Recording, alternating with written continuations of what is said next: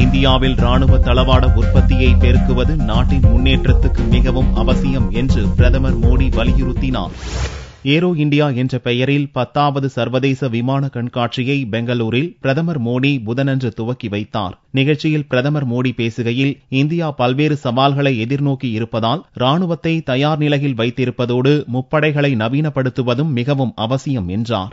ராணுவ தளவாடங்களை வெளிநாடுகளில் இருந்து இறக்குமதி செய்வதை குறைக்கவும், இந்தியாவை ராணுவ தொழில்துறையின் மையமாக உருவாக்கவும் தனது தலைமையிலான அரசு முனைப்புடன் செயலாற்றி வருவதாகவும் மோடி தெரிவித்தார். ராணுவ தளவாடங்களை விற்பனை செய்வதோடு நின்றுவிடாமல் இந்தியாவுடன் இணைந்து இங்கேயே ராணுவ தளவாட உற்பத்தியில் ஈடுபட வேண்டுமென வெளிநாட்டு நிறுவனங்களுக்கு பிரதமர் மோடி அழைப்பும் விடுத்தார். துடிப்பான ராணுவ தொழில்துறையானது நாட்டுக்கு பாதுகாப்பை அளிப்பதோடு உற்பத்தி, தொழில்துறையின் வளர்ச்சி, வேலைவாய்ப்பு அதிகரிப்பு என பல வகைகளில் நாட்டின் பொருளாதார வளர்ச்சிக்கும் உதவும் என்றார். ராணுவ தொழில்துறையின் உலகளாவிய மையமாக இந்தியா உருவெடுக்கும் என்று நம்பிக்கை தெரிவித்த மோடி, இதற்காக நிலையான வரி அமைப்பு முறை உள்ளிட்ட தொழிலுக்கு உகந்த சூழலை இந்திய வெளிநாட்டு நிறுவனங்களுக்கு அரசு ஏற்படுத்தி தரும் என்றும் உறுதியளித்தார். Security challenges are well known.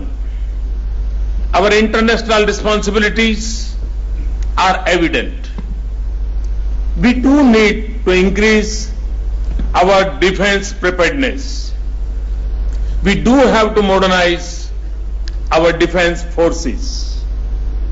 We have to equip ourselves for the needs of the future. As a nation of 1 billion people, we also have huge requirements for managing internal security.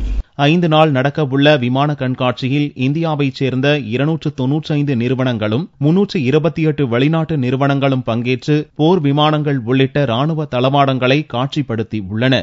அதிகபட்சமாக அமெரிக்காவைச் சேர்ந்த 64 நிறுவனங்கள், பிரான்சின் 58 நிறுவனங்கள் கண்காட்சியில் பங்கேற்றுள்ளன. ராணுவ அமைச்சர் மனோகர் பாரிக்கர் தவிர England, France, Germany, Israel, Russia உள்ளிட்ட 10 வெளிநாடுகளின் ராணுவ அமைச்சர்கள் உள்ளிட்ட ஆயிரக்கணக்கான வெளிநாட்டு பிரதிநிதிகள் பங்கேற்றனர்.